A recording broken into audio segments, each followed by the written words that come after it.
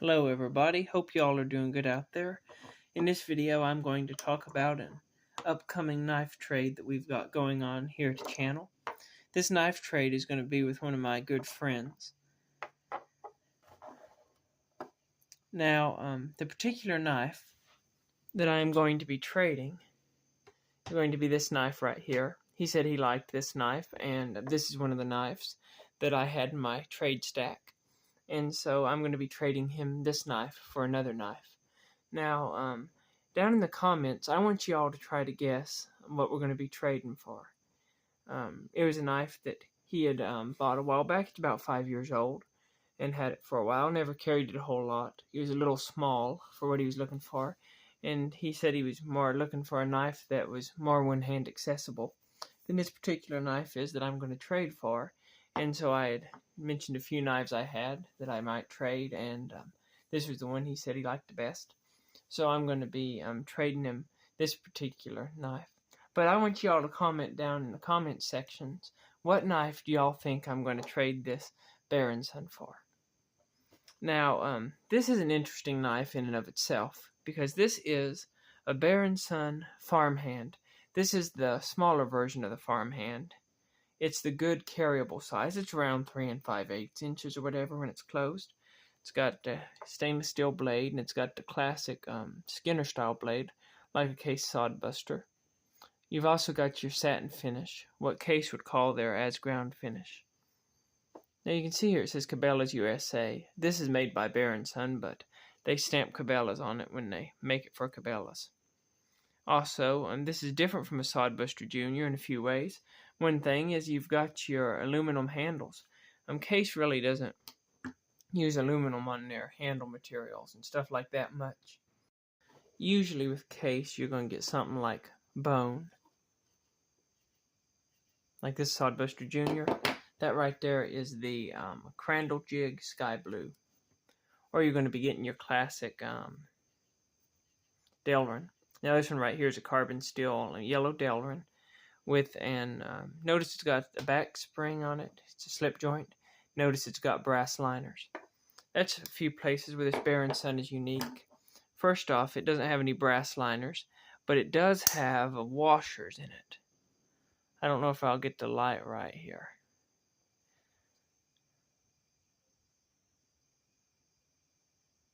But either way, you may just have to take my word for it. This does have washers in it. I believe it's got brass washers. Either way, it's extremely smooth. Smooth to open and to close. And because of that, it doesn't have the liners. Also notice that it is a back lock instead of a slip joint. And it's a good firm back lock. There is no wiggle in it. Feels real good and tight. Also, this is a screwed-in construction instead of a pinned construction. So this knife would be easier to take apart if you ever needed to take it apart than would a pinned knife. Now Baronson makes some more traditional style farm hands, but that right there is their most popular version.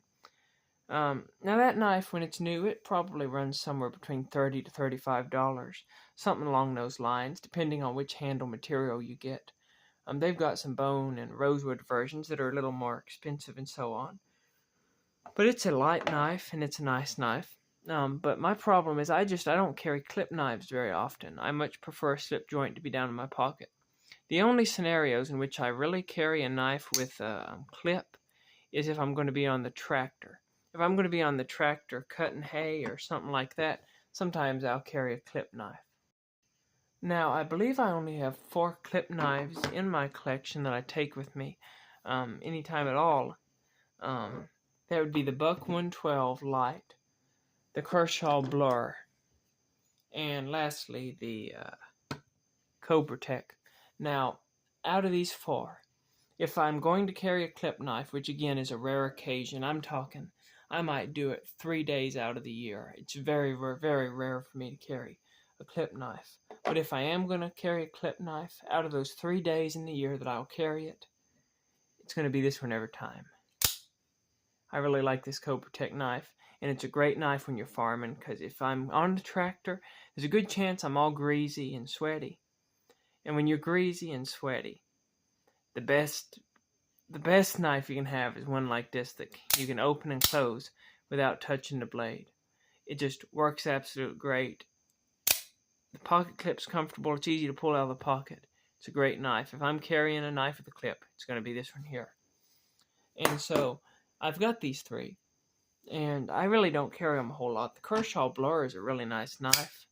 I picked this up at a pawn shop. You can see it's just in perfect condition. I've never carried this really. But I got it for less than half price of what it runs new. And so I grabbed it. It's comfortable, but it's not my style of a knife.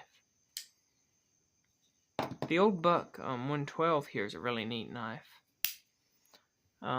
There's nothing wrong with this knife. This is a great EDC knife, but it's just something that, again, it's not really my style. That's all I can say about that. When it comes to bucks, I like the classic 112 a little bit better, I do believe. Let me pull one out here. This was the knife that kind of got me started into knives and restoring knives. This was before I got onto case. But that knife right there, got that from a friend of mine. It was totally green with corrosion, but I got it cleaned up. Nevertheless, this is the lightweight version with the thumb stud. So that's pretty interesting. But yeah, this is the knife that I'm going to be trading. I've still got the box with it. I'll put it back in the box when I trade it off.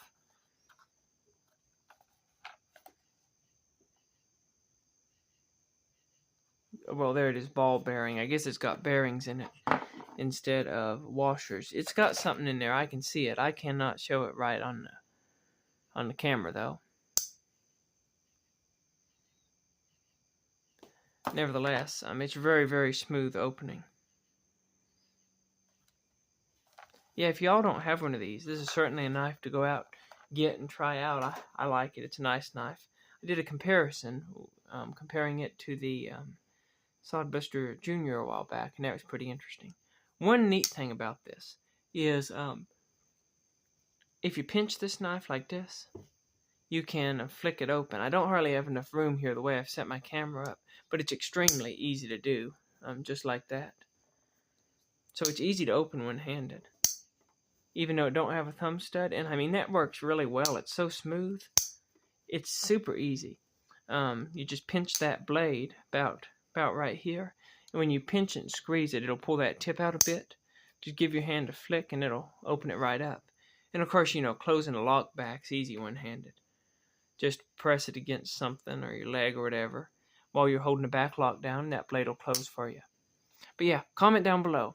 What kind of knife do you think I'm going to trade this for? Y'all have a good day. Keep your knives sharp. And what do you think of the Baron Son Farmhand?